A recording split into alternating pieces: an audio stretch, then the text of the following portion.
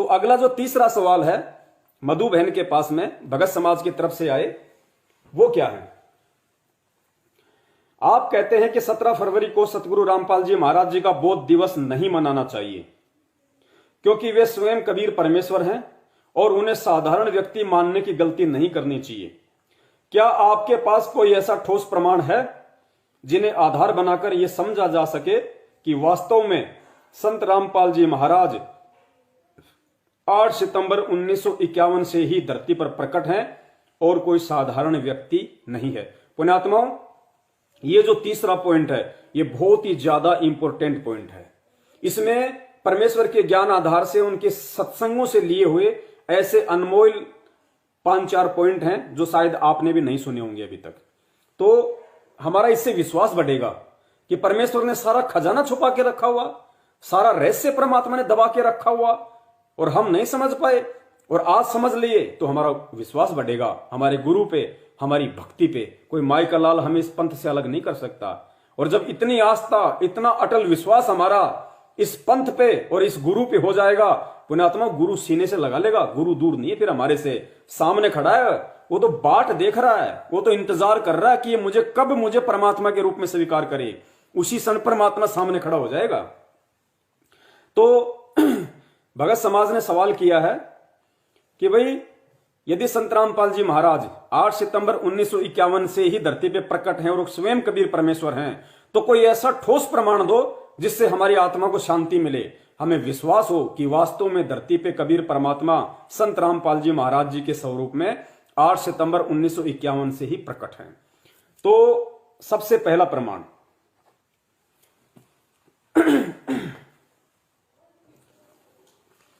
पुण्यात्माओं, ये पवित्र कबीर सागर जो सन 2012 में सतगुरु रामपाल जी महाराज जी ने सतलोक आश्रम बरवाड़ा में ही लिख दिया था, लेकिन इसको छपवाया नहीं था।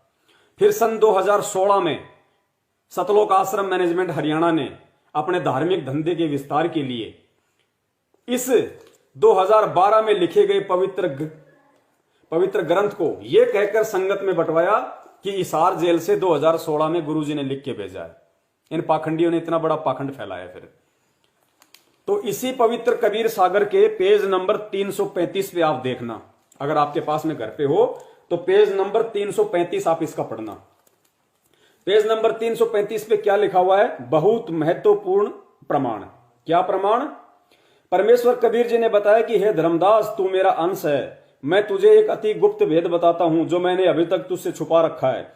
7 सुरती तो उत्पन्न करने वाली हैं, तुम 8वीं सुरती हो, तथा नौतम सुरती मेरा निज वचन है, यानी उसको पूर्ण मोक्ष मंत्र देने का अधिकार मैंने दे दिया। जो उससे दीक्षा लेगा उसको काल चोर रोक नहीं सकता। धर्मदास ने प्रार्थना की कि हे परमात्मा, मुझे ये वचन बताओ जिसे जीव जन्म मरण के चक्कर में ना आए। परमात्मा कबीर जी ने कहा कि 8 बूंद यानी सतलोक में स्त्री पुरुष से उत्पन्न अच्छी आत्माओं हंसों द्वारा काल लोक से जीव मुक्त कराने की मैंने योजना बनाई थी। तुम मेरी 8वीं बूंद हो, तुम सबको काल ने भ्रमित कर दिया। अब 9वीं बूंद यानी नौतम सुरती को संसार में भेजूंगा। पुण्यात्माओं ध्यान रखना, जैसा कि हम लोग पहले भी बोलते आ रहे हैं कि जो आत्मा इंद्रो माई के पेट से बाहर आई थी, जिस आत्मा ने जन्म लिया था, वो कौन था और उसको परमात्मा ने किसको सतलोक भेजा? उसी क्षण परमात्मा ने सूक्ष्म रूप में किसको सतलोक भेजा? उस वाणी के अनुसार, क्योंकि वाणी भी झूठी नहीं हो सकती, वाणी भी झूठी नहीं हो सकती। तुम 8वीं बूंद हो, तुम सबको काल ने भ्रमित कर दिया। अब 9वीं बूंद नौतम सुरती को संसार में भेजूंगा। नौतम सुरती, 9वीं सुरती, नौतम सुरती को संसार में भेजूंगा। उसका जन्म भी तुम्हारी तरह बूंद से यानी माता पिता से होगा। तब युग बंद हुए धर्मदास, नौतम सुरत बूंद प्रकाशा। 8 बूंद की युक्ति बनाई, नौतम से 8वीं बूंद मुक्ताई। उस एक बूंद से तेरे सहित 8वीं बूंद तथा तेरे बिंद वाले 42 वंश पार कर दिए, यानी आशीर्वाद दे दिया। वंश 42 बूंद तुम्हारा, 100 में 1 बूंद से तारा। हे धर्मदास, अब सुनना पुण्यात्माओं ध्यान से, कबीर सागर का सरलार्थ पेज नंबर 335। हे धर्मदास, तू मेरी 8वीं सुरती है जो संसार में भेजा है। कलयुग 5505 वर्ष बीत जाने पर मेरा यथार्थ 13वां पंथ चलेगा, उसको चलाने वाली मेरी नौतम सुरती होगी। पुण्यात्माओं, यहां परमेश्वर ने लिखा है कि कलयुग में 5505 वर्ष बीत जाने पर मेरा यथार्थ 13वां कबीर पंथ चलेगा, और यथार्थ 13वें कबीर पंथ को चलाने वाला कौन होगा? मेरी नौतम सुरती। यानी 1997 में खुद परमात्मा धरती पे आए, 1997 में कलयुग के 5505 वर्ष पूरे हो रहे, और यहां क्या लिखा हुआ है? नौतम सुरती के विषय में। तो नौतम सुरती कौन? स्वयं कबीर परमेश्वर। नौतम सुरती स्वयं कबीर परमेश्वर। देखिए,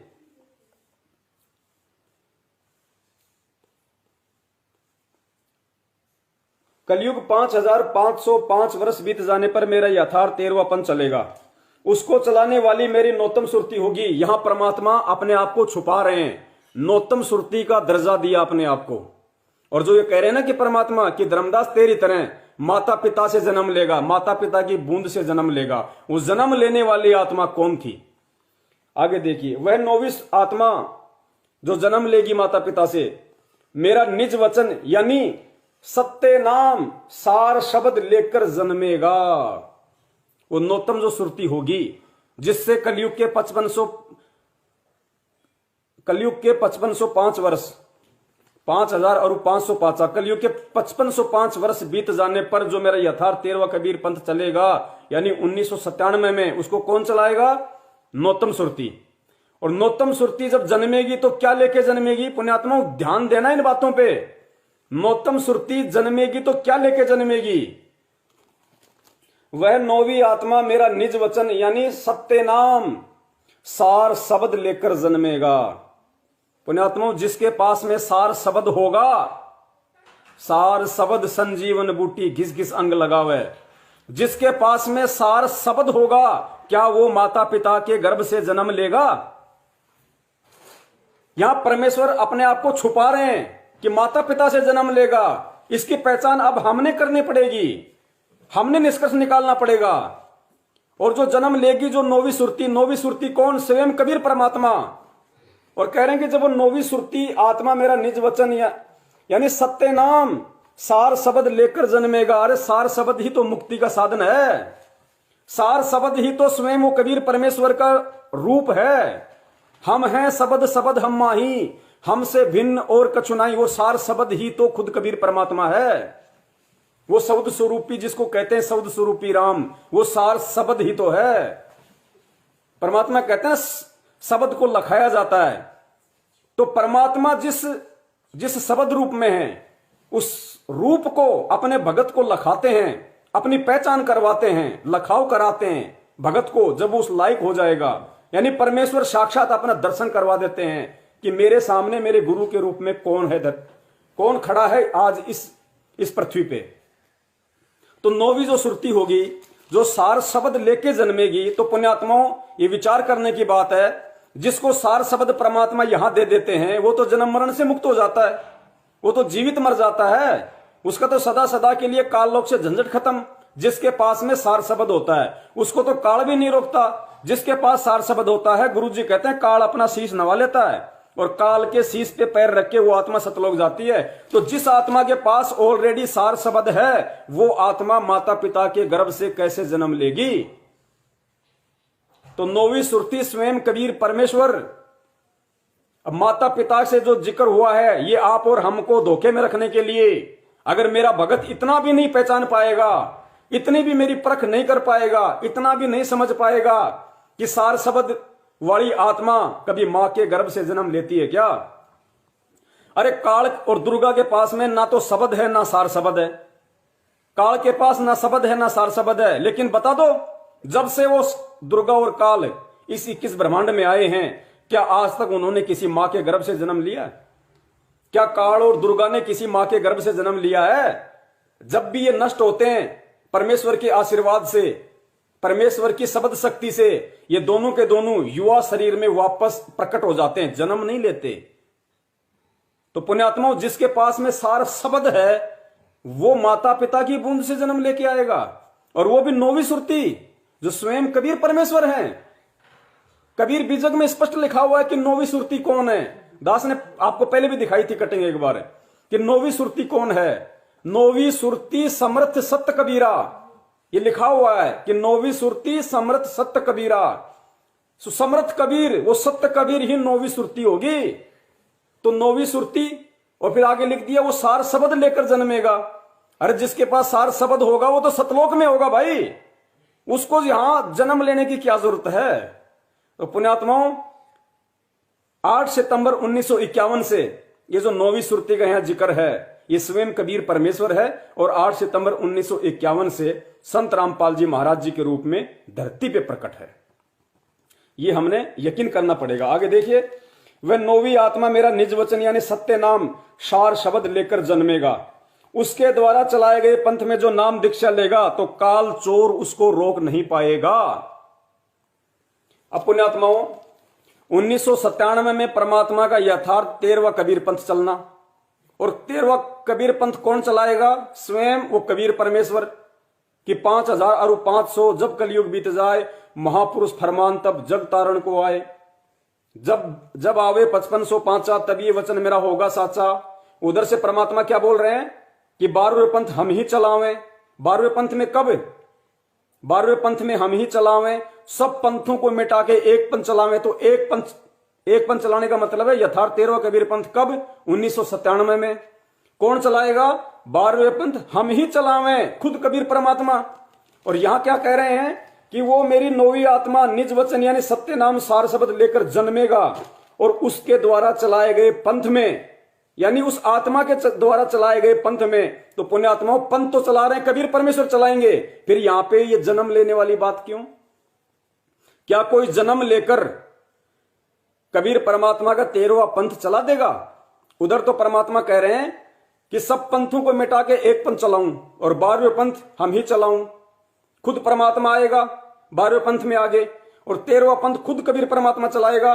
और यहां लिख रहे हैं कि नौवीं आत्मा जो माता पिता की बूंद से जन्म लेगी उसके पास में सार शब्द होगा, और उसके द्वारा चलाए पंथ में जो नाम दीक्षा लेगा तो काल चोर उसको रोक नहीं पाएगा। तो ये डिसाइड कर लो कि 13वां पंथ कौन चलाएगा। 13वां पंथ कौन चलाएगा? कबीर परमात्मा चलाएगा ना। और यहां क्या कह रहे हैं कि जो जन्म लेके आएगा वो 13वां पंथ चलाएगा। तो ये जन्म लेके नहीं आ रहे, ये सही लिखा हुआ है लेकिन हम इसको समझ नहीं पा रहे। ये नौवीं सुरती जो खुद कबीर परमेश्वर है वो जन्म लेके नहीं आएगा। वो जन्म केवल वो यहां पे लिखा इसलिए है क्योंकि सांसारिक दृष्टि में, जीव दृष्टि में ऐसा लगेगा जैसे वो माता पिता की बूंद से जन्म लेके आया है। पुण्यात्माओं गांव धनाना जिला सोनीपत हरियाणा में इंद्रो माई और भगत नंदराम जाट जो एक किसान, उन दोनों के रज और बीरज से पैदा हुआ इंसान तो महेंद्र भगोड़ा है। क्या वो पंथ चला सकता है?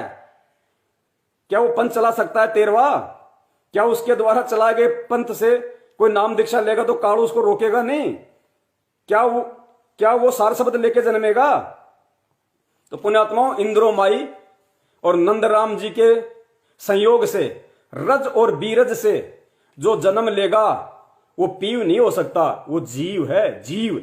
जैसे महेंद्र भगोड़ा जो आज कहता मुझे सारनाम मिला हुआ है, सारनाम लेके भी जो भगोड़ा बन के घूम रहा है, अपने गुरु का नाम दुनिया में नीचा कर रहा है, भगत के ऊपर कलंक लगा रहा है कि संत रामपाल का भगत होके, और भगोड़ा भाई होके भगोड़ा।